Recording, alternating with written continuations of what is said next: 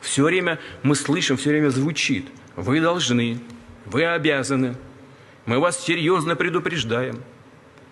Вы кто такие вообще? Какое вы имеете право кого-то предупреждать? This is my video update from Budapest, Hungary on this Friday morning, October the 6th, I believe. Yes, October 6th. Let's talk about some news, and let's start things off with two tragedies that took place yesterday.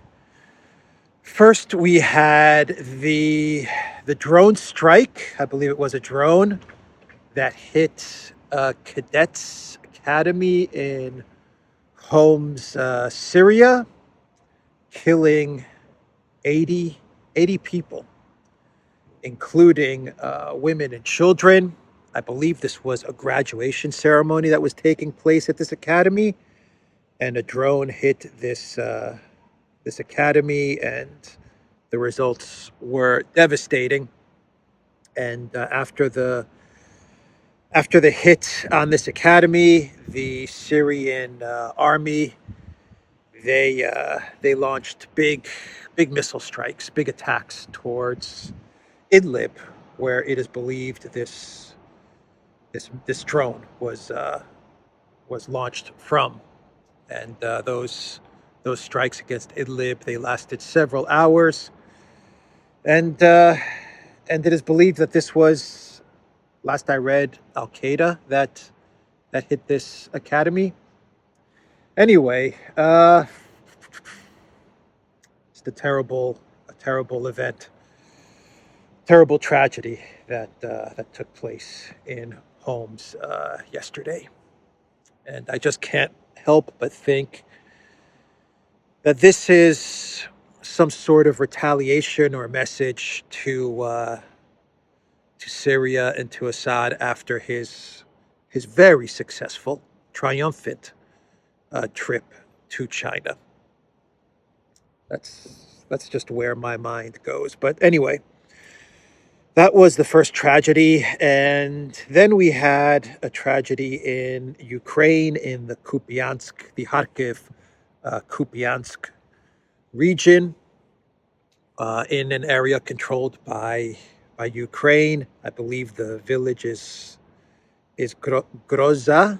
I believe is the village Grozu, and 51 people were killed when, last I read, a missile hit this area, a shopping area, cafe shopping area, but people were gathered for, I believe, for a wake, if I'm not mistaken.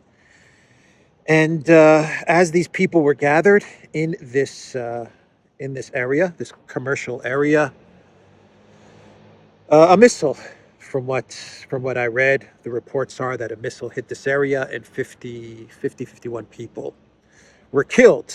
And this attack happened right at the very moment that Zelensky is in Granada. He is meeting other EU officials, and he was about to meet Rishi Sunak, the UK Prime Minister, and then this attack happened. The Daily Mail, let me pull up what the Daily Mail is saying, because right away, without waiting for any type of investigation or additional reporting, right away, the Daily Mail and most of the collective West media, they blamed this on Putin. And so this is what the Daily Mail UK ran with. The title of their article is "Putin's Massacre of the Innocents and Message to Europe.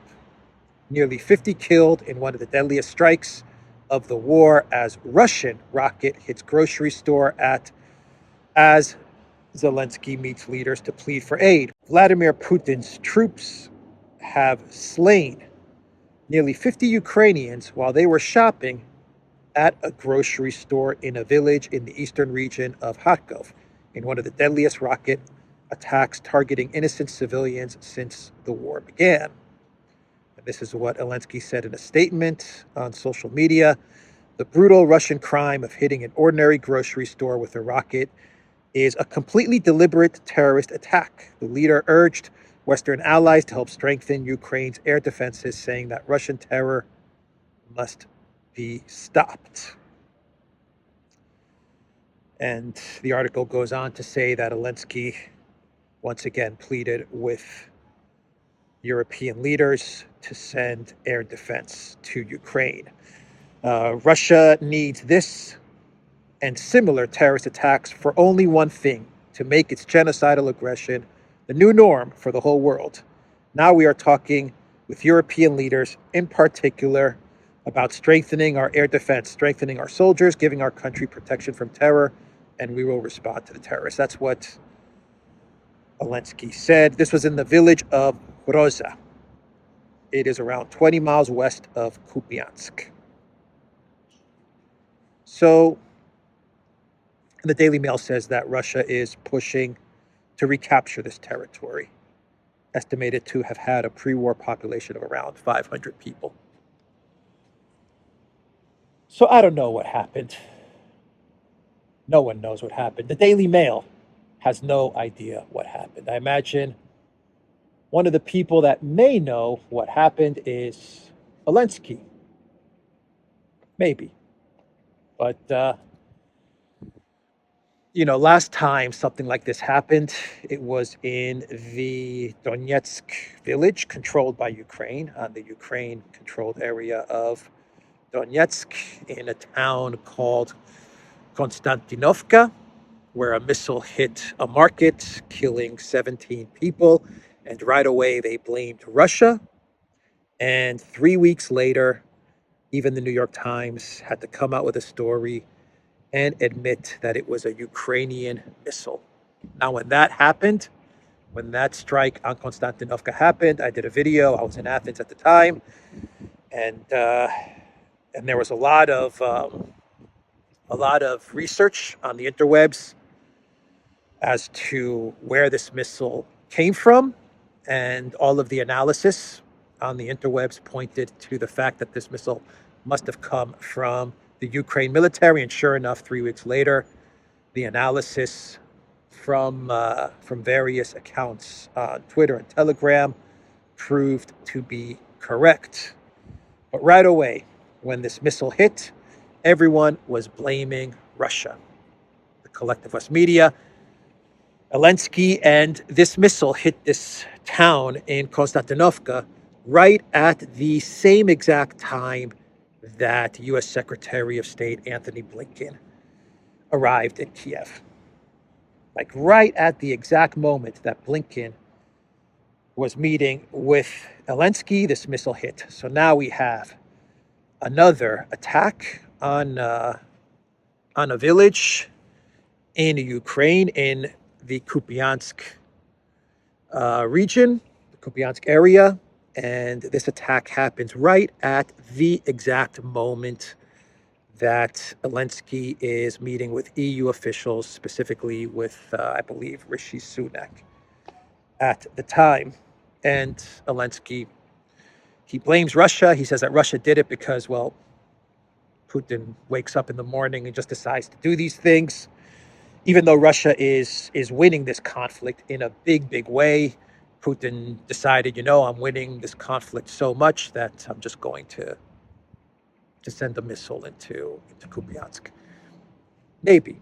I don't know. But Zelensky says that Putin did it because he wanted to do it. And then he pivots right away and asks for air defense. What happened to the Patriot systems, by the way? We haven't heard anything about the Patriot air defense systems. Alexander talked about this in his video yesterday, and ever since the Patriot systems failed miserably, like, when was it? Like maybe 5 months ago, 4 months ago? Remember when the Russians easily destroyed the Patriot missiles in like 2 minutes, the Patriot air defense in like 2 minutes? and it was caught on video. Ever since that event, the Patriot missiles have kind of disappeared. The Patriot air defense system has kind of disappeared because the Russian missiles just took it out in like a matter of minutes. And I was under the impression that Ukraine was being protected by the super duper awesome Patriot air defense systems. But here you have Zelensky in Europe begging for air defense systems. That was his pivot. He blamed Russia for this strike, and right away he asked Europe for air defense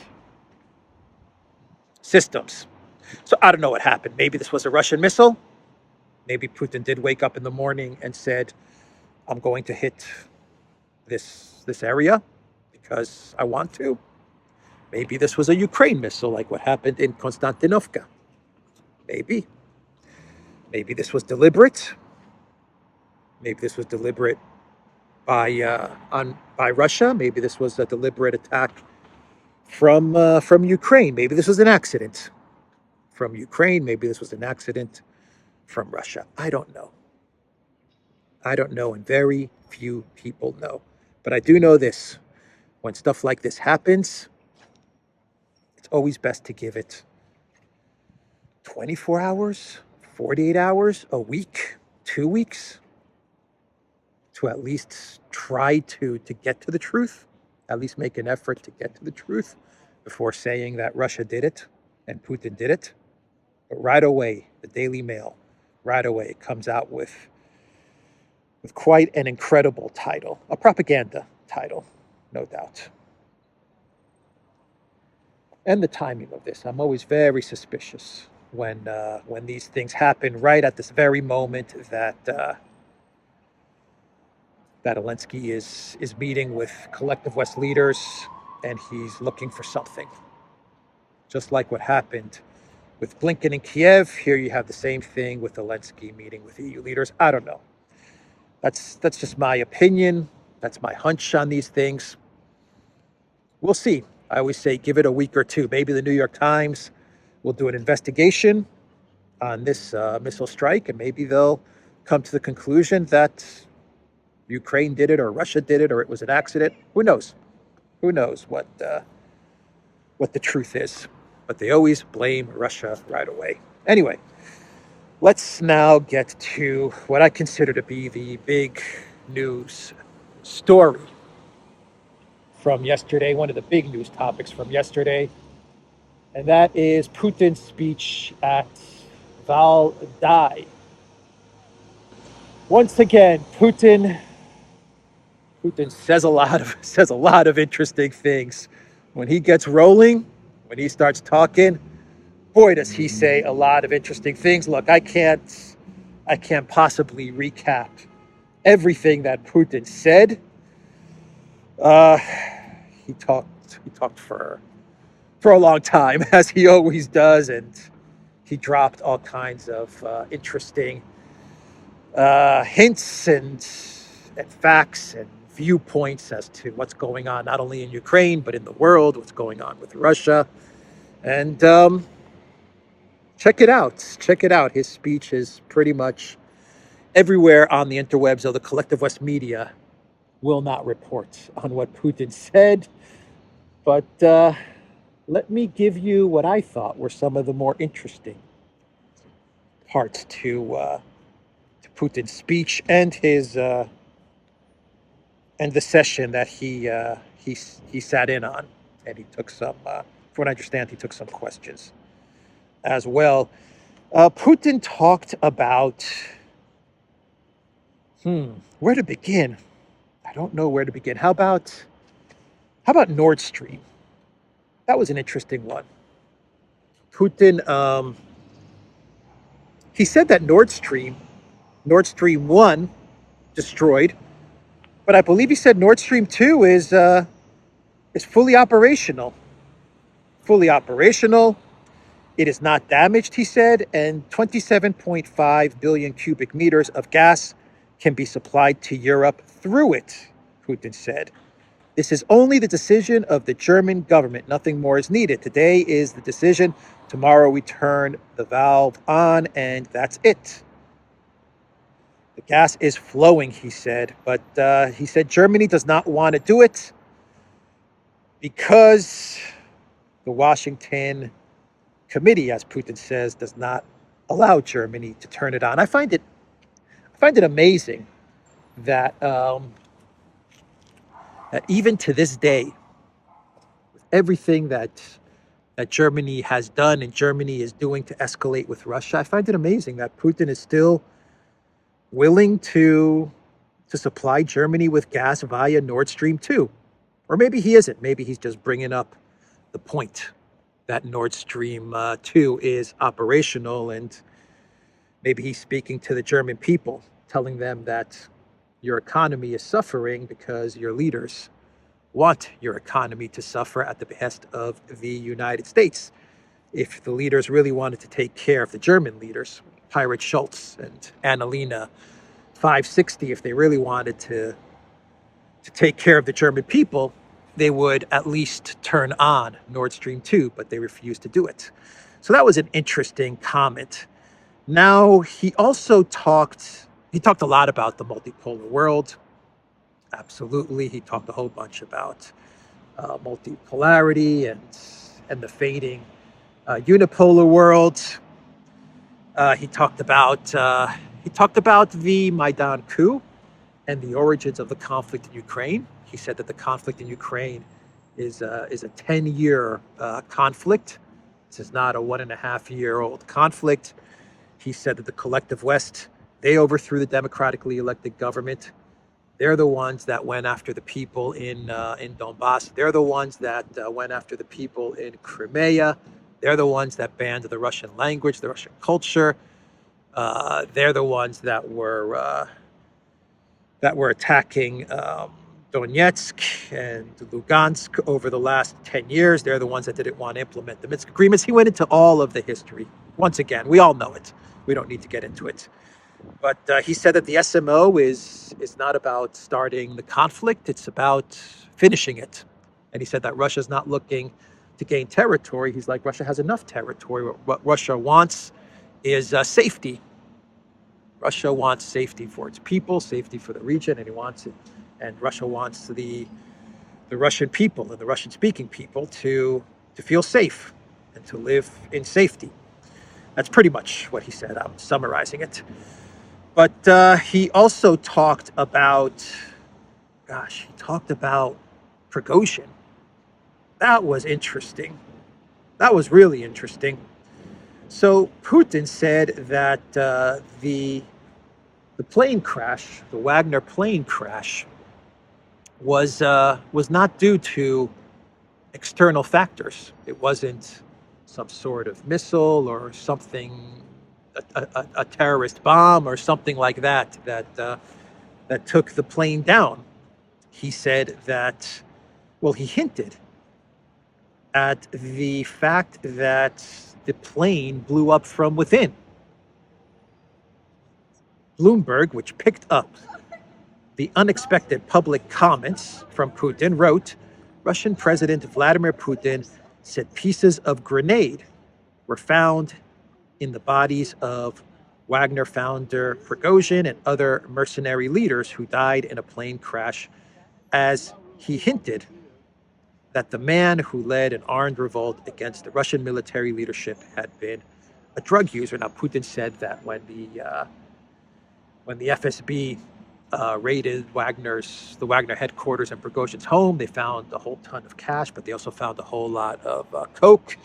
And basically what Putin said is that the plane blew up from a bunch of guys inside the plane. Prigozhin and the Wagner leadership, a bunch of guys inside this plane were high, and they had grenades, and the thing blew up from within. I don't know. I have no idea what to say about that comment.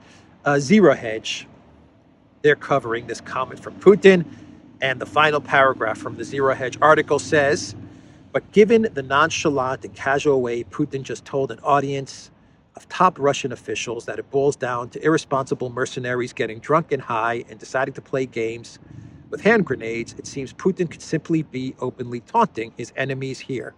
Is he trolling? I have no idea. I don't think he's trolling. And I guess it's possible that something like this happened, that it was something that went wrong inside the plane. Who knows? I don't know. It was just a very interesting comment, and it was kind of off the cuff. It seemed like this wasn't something that was prepared during the Valdai event, or maybe it was. I don't know. And what else? Putin also, he also said that Russia is going to, he pretty much said, he hinted, I don't want to say said, he hinted at the fact that Russia is going to take Odessa. And Russia's not only going to take Odessa, but they're going to link up with Hungary, which will link up with Serbia. That's kind of what he hinted at. He talked about the NAZI presence in Ukraine. He said that, look, and this is a good point that he made. He said, look, in the Canadian Parliament, you had all of the Canadian Parliament, and you had Zelensky and Zelensky's entourage, his wife. Everyone was there in the Parliament, and they were clapping an SS guy, right? He's like, look, if this isn't an indication that Ukraine has an NAZI problem, he's like, I don't know what is. And then he said, Odessa is a Russian city, but he said it's a bit Jewish as well. It has a Jewish history vibe as well. And he said that Russia's going to, I'm trying to find the quote here. He pretty much said that Russia's going to, where is it? Here we go. If you want to completely subjugate the economy of Ukraine, here it is. Odessa is, of course, a Russian city, but a bit Jewish. If you want to completely subjugate the economy of Ukraine or its remnants, you need to take Odessa and go to the borders of Hungary for treaties with Hungary and Serbia.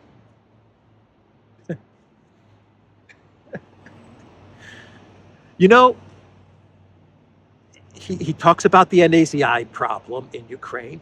He talks about the event that unfolded in the parliament in Canada. And then he talks about Odessa's history and culture. And he comes to the conclusion that, the best outcome for Odessa, and if you really want to subjugate Ukraine, the Ukrainian economy, which he means taking the entire coast of the Black Sea, and you want to really free Odessa, well, you have to take Odessa, and you have to reach Hungary and link up with Serbia. I mean, he's basically Putin's telegraphing basically what the end game of the SMO is, in my opinion.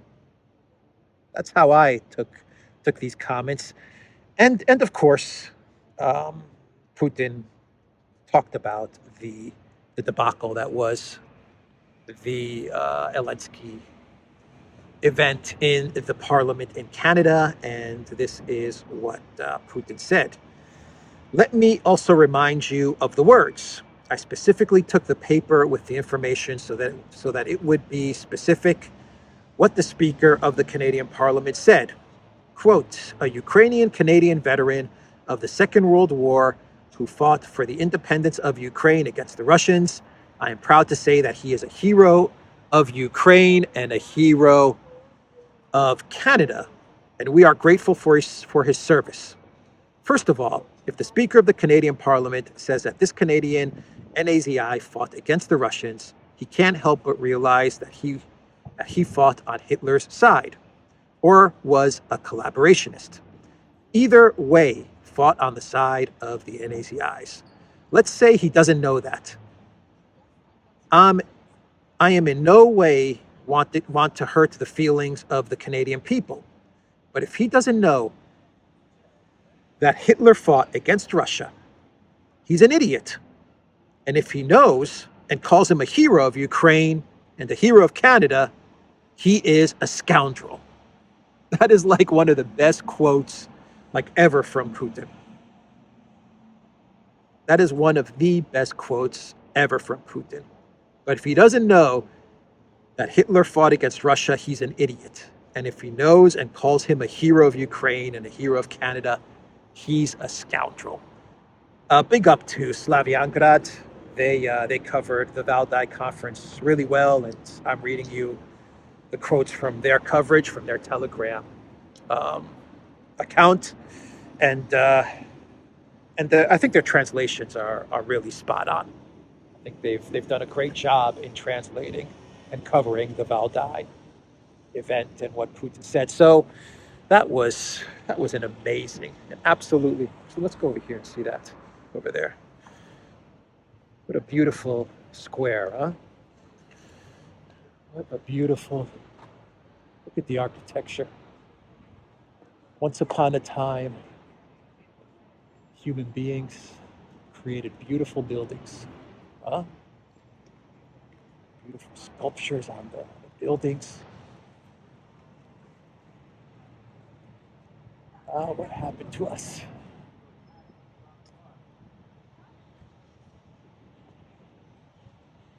What happened to art? Okay. So, yeah, big up to Slaviangrad. Great job covering the events. Putin also talked about Serbia. He said that, the Serbs cannot be destroyed. He said it is impossible to destroy Serbia. Why the Serbs are a target in the West, I don't understand. Russia was also a target in the early 1990s. They wanted the USSR to collapse. Serbia was ready for anything and wanted everything, but they were under pressure and they constantly threatened sanctions. I have heard many times that they are the weak link and that they should be pressed. This is a paradigm that has been created. Serbs are not that kind of people. Serbia is not that kind of culture. It is impossible to destroy Serbia, Putin said. Wow. Wow. All right. Let's move on now. Let's move on and let's talk about. Okay, so Zelensky, he's in Granada, and he's meeting the EU leaders.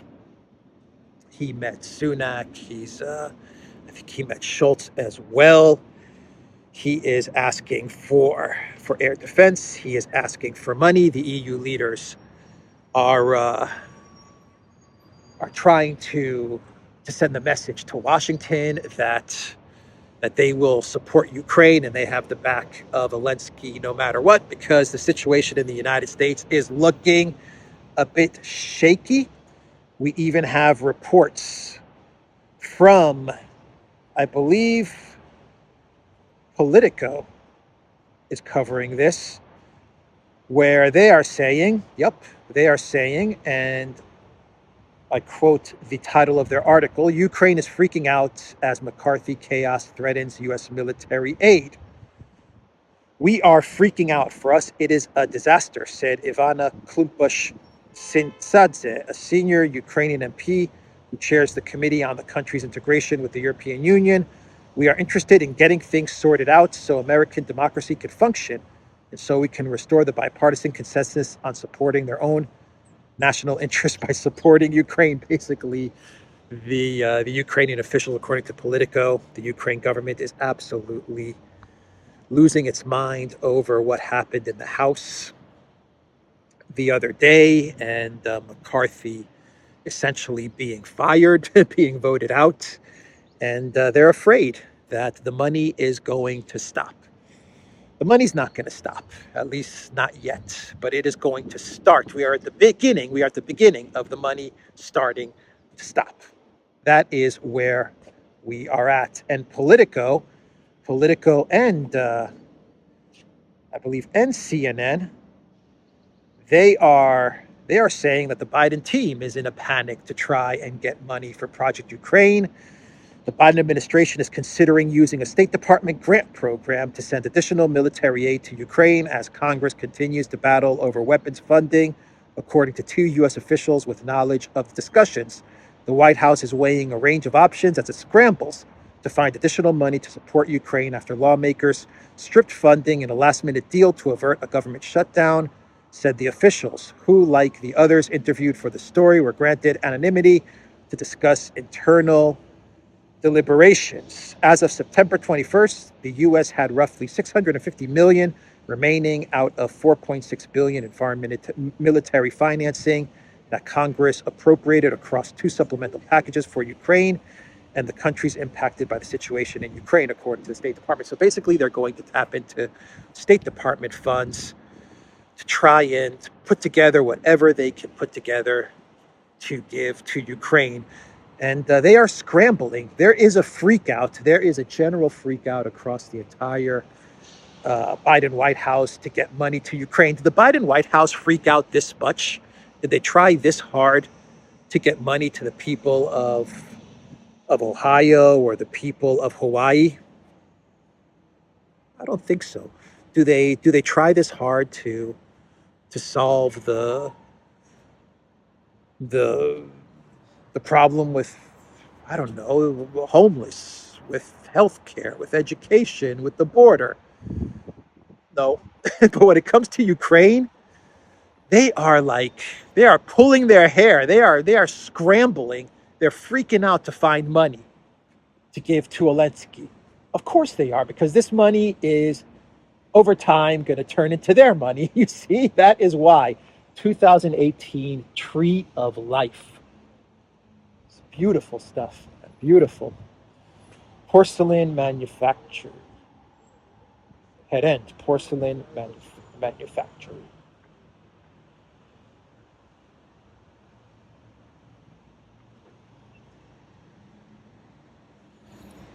So yeah, they're in a panic. They are absolutely in a panic, and so the EU is trying to send the message to the Biden White House that they're going to support Ukraine. Even though Borrell, he said at this meeting that no matter how much the European Union supports Ukraine and Zelensky, they can't match the level of support that the U.S. can provide.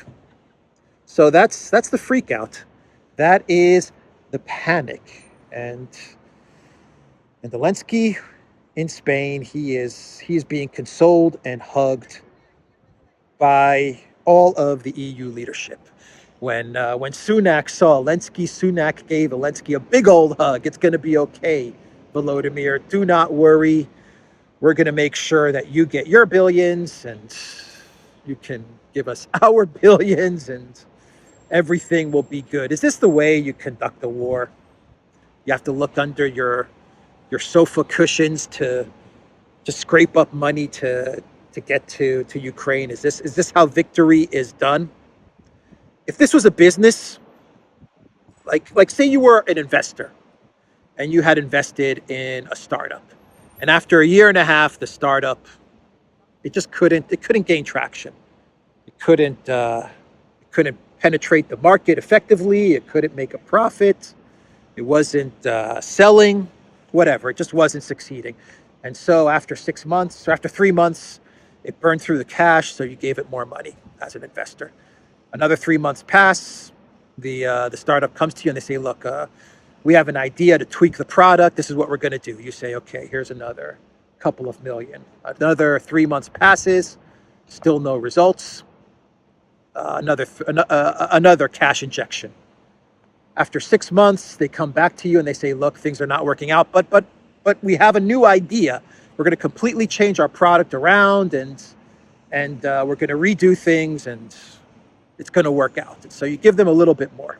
After a while, as an investor, you're like, you're coming to me every 6 months with new ideas and new plans, and it's just not working out.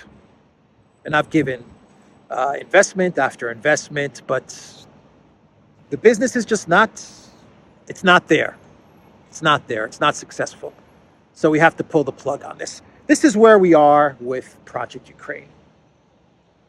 This is where we are. the collective West, they'll give more money to Ukraine. Europe will give more money to Ukraine. Biden will scrape up whatever he can to give to Project Ukraine.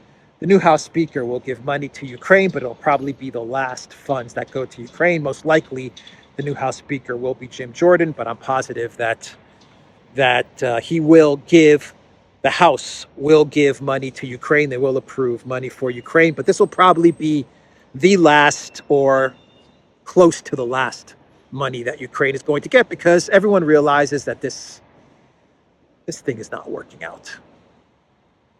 Right now, the strategy is hope. We'll give it some more money, hoping that something happens, hoping that the Putin government collapses, hoping that the Russian military collapses. Hope. That's all it's based on, is hope.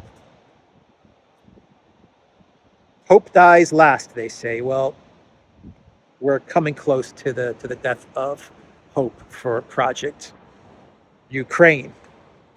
So, so that was Zelensky at this EU meeting.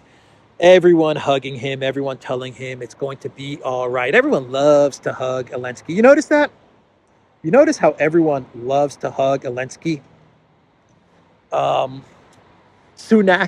Sunak was giving him a big old hug.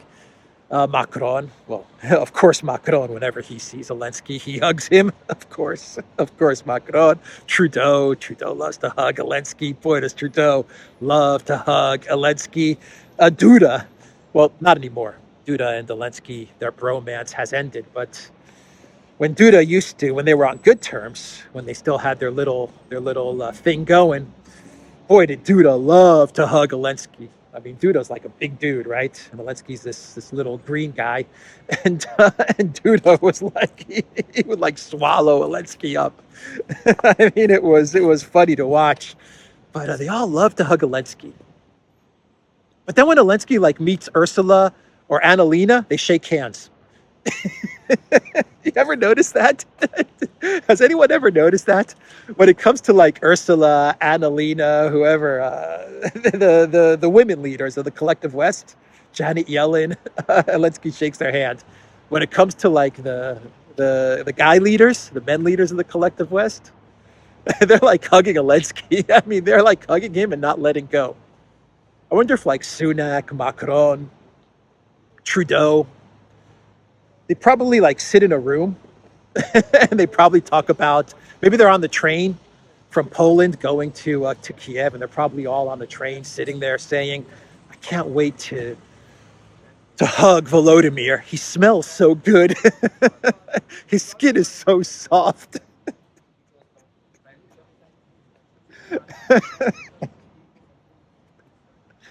Oh boy. All right, let me see if I have any more stories, and then we can do a clown world. How about this tweet from Viktor Orban? Is this the real account of Viktor Orban, by the way? I think it is. PM Viktor Orban. I think this is his X account, his Twitter account. Hashtag Brussels is creating an Orwellian world in front of our eyes. They buy and supply weapons through the European Peace Facility. They want to control the media through the Media Freedom Act. We didn't fight the communists to end up in 1984. Wow. Very, very interesting tweet from Orban. All right, let's do some clown worlds. Arestovich gave an interview the other day. He's Lord Bebo says, I am convinced now that Arestovich is controlled opposition and aims to be president, aims for the president's job. I completely agree with that assessment. Arestovich spills the beans again. He says the West wants to freeze the war. Zelensky will need to sign the deal or leave. Ukraine screwed it up. Too much corruption. Yeah. Okay, let's do some clown worlds now. So Canada has another NAZI problem. First of all, in Alberta, the university, from what I understand, they not only had to return the 30,000 from the endowment of Hunka, but they've had to return even more money from this debacle. So Alberta the university there was getting a whole bunch of money from this from an NAZI. They had a whole endowment dedicated to this guy. Not a good look. Not a good look at all. But we have Canada once again apologizing for their NAZI connections. A lot of these guys in Canada. What is going on, Canada? What is up? Canadian authorities have apologized for awarding the Order of Canada to a former member of the SS Galicia Division.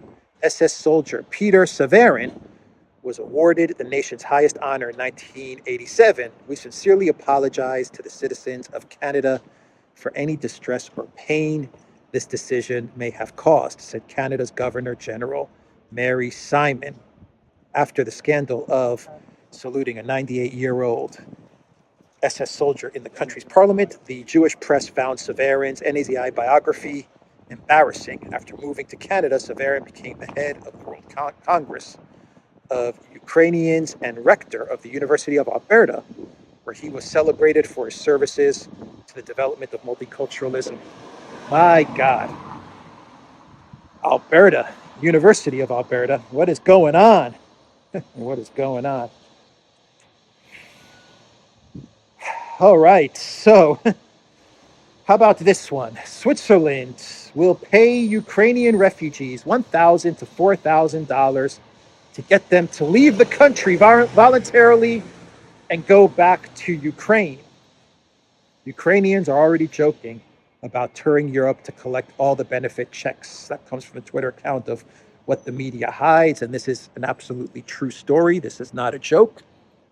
Switzerland is looking to get rid of the Ukrainian refugees, and in order to do that, they are going to pay them $1,000 to $4,000.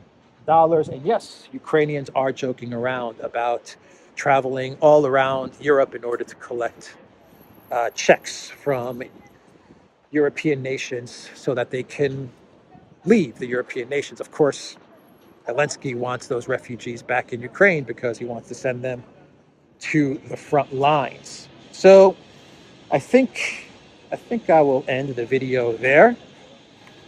Trying to see if I have anything else to talk about. Beautiful square here in Budapest. I've got a wasp buzzing around me right now. All right, that is the video, the Duran.locals.com. Don't sting me, Mr. Wasp or bee or something. Don't sting me. That would not be pleasant. The Duran.locals.com. We are on Rumble, Odysee, BitChute, Telegram, Rockfin, and Twitter. Some people call it X. Most people call it X. And go to the Duran shop. 10%, no, not 10% off, 20% off. Use the code TheDuran20. We have a new coupon code, TheDuran20. Get 20% off all merchandise. I'm actually wearing my long sleeve Duran Portugal shirt today. I broke out the long sleeve. It is starting to get a little bit cold. Not too bad. It's nice weather, very pleasant, but I figured it's time for the long sleeve. And so I am wearing my favorite Portugal Duran long sleeve shirt. All right, everybody, that is the video. Take care. Oh, and follow me on Twitter if you like. Take care.